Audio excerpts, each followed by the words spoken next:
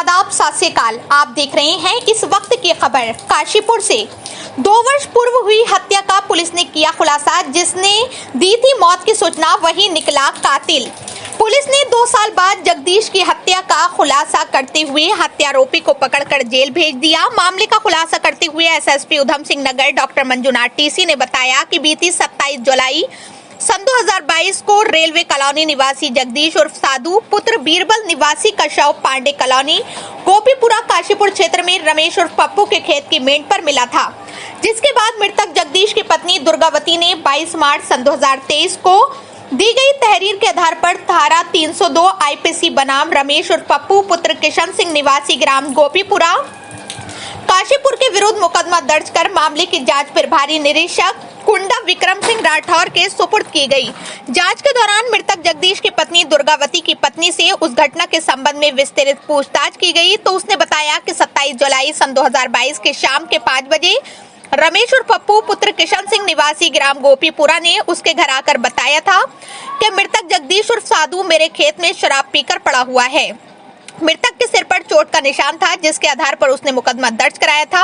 घटना स्थल जंगल के किनारे खेत का होने तथा आसपास कोई इलेक्ट्रॉनिक साक्ष्य नहीं मिल पाने तथा घटना का कोई चश्मदीद गवाह अन्य गवाह नहीं होने के कारण अभियोग में फॉरेंसिक विधि विज्ञान की सहायता लेकर संदिग्ध अभियुक्त रमेश और पप्पू का पॉलीग्राफ टेस्ट कराया गया। पॉलीग्राफ टेस्ट में रमेश उर्फ पप्पू ने जगदीश उर्फ साधु की हत्या करना स्वीकार किया और बताया कि मैंने जगदीश उर्फ साधु के 800 रुपए मजदूरी के देने थे। घटना के दिन 3 बजे मैं पांडे कॉलोनी में अपने धान के खेत की मेंढ पर पानी निकालने के लिए मेंढ बना रहा था। उसी समय जगदीश उर्फ साधु वहां पर आया और मुझसे अपनी मजदूरी के 800 रुपए मांगने लगा और मुझे माँ बहन की गालियां देने लगा। तो मैंने गुस्से में आकर उसके सिर पर फावड़े से वार किया तो एक ही बार में जगदीश उर्फ साधु जमीन पर गिर गया और मर गया। रमेश ने बताया कि मुझे पहले से ही पता था कि जगदीश उर्फ साधु अक्सर शराब पीकर खेतों में व सड़क के किनारे पड़ा रहता है, तो मैंने सोचा कि मैं इसके घर पर जाकर बता देता हूं कि जगदीश और साधु शराब पीकर मेरे खेत में पड़ा है और इसकी शराब पीकर जगह जगह पड़े होने की पुरानी आदत के कारण मेरे पर कोई शक नहीं करेगा। और जब मैंने यही बात घटना के बाद जगदीश और साधु के घर जाकर बताई तो उसके परिजनों ने कहा कि हम अभी उसे उठाकर ले आते हैं और मैं अपने घर पर चला गया। रमेश के कबूलनामे के आधार पर 4 जुलाई सन 2024 को रमेश और पप्पू को उसके जुर्म धारा 302 आईपीसी से अवगत कराकर हिरासत में लिया गया और उसकी निशानदेही पर घटना में प्रयुक्त आलय कत्ल फावड़ा बरामद कर मुकदमे में धारा 201 आईपीसी की बढ़ोतरी की गई। साथियों, माननीय मुख्यमंत्री महोदय का निर्देश रहता है कि सभी अपराध वर्कआउट होना चाहिए, अपराध मुक्त उत्तराखंड बनाना चाहिए।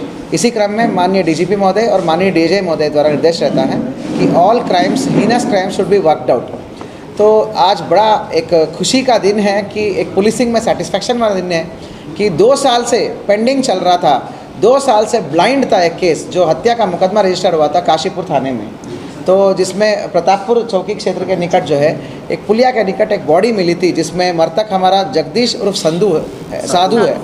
उसका मात्र पुलिया के पास जो बॉडी मिली थी और सर पे चोट था। संभवतः ऐसा दिख रहा था क्योंकि वो शराब के बहुत ज़्यादा नशे का आदी था और कोई चश्मदीद गवाह नहीं था। किसी ने जाते हुए, किसी ने लड़ाई करते हुए कुछ भी नहीं देखा था। एवरीवन सब ने मान लिया था कि ये पुलिया से नशे की हालत में गिर के मौत हुआ। परंतु परिवार वालों ने संदेह के आधार पर 302 लिखवा दिया था। 2 साल ब्लाइंड चलने के बाद आज हमारे आईओ, जो इस केस का अभी आईओ है विक्रम राठौड़ और हमारा उसका सहयोगी है हमारा होशियार सिंह, इन दोनों की कड़ी मेहनत और एक प्रोफेशनल पुलिसिंग का बदौलत आज उस केस का वर्कआउट हुआ है। हमने उसको फॉरेंसिक एग्जामिनेशन करते हुए लाई डिटेक्टर टेस्ट के लिए सब्जेक्ट किया था। तो लाई डिटेक्टर टेस्ट में प्रथम दृष्टिया वहाँ पे रिपोर्ट तो ऑफिशियली नहीं आई थी, पर करने के दौरान उसको गुड कॉप बैड कॉप की एक अलग अलग तरीके से एक साइकोलॉजिकल पूछताछ करने के बाद वो कबूल लिया उसने। 2 साल से जो क्रैक नहीं हुआ था उसने अपने आप क्रैक हो गया और उसका पूरा कन्फेशन ले लिया। कहानी ये निकलता कि इन दोनों के बीच में पैसे का लेन देन था। वो मजदूरी का काम करता था हमारा मृतक, ये ठेकेदारी में काम करता है, खेतों को ठेके में लेता है। तो मजदूरी का पैसों को लेकर थोड़ा हार्ट अटैक हुआ, परंतु वो गाली देने का बहुत ज़्यादा आदत था। एक आम छवि भी बनी हुई थी, अत्यधिक गाली देता है। तुरंत उसने बहुत ज़्यादा गाली दे दिया कि उसकी मतलब परिवार पे, माता पिता पे, सबको इतना गाली देता है। इसको गुस्सा आ गया और पाटल से एक सर पे मारा और तुरंत वो लेट गया था। उसके बाद इसने जो करा एक्टिविटी, ये वापस आकर मृतक के ही घर में बोला कि तुम्हारा पति तो वहाँ पे शराब की नशे में लेटा हुआ पड़ा हुआ, देखो गिरा पड़ा है वो नशे में पुलिया के नीचे।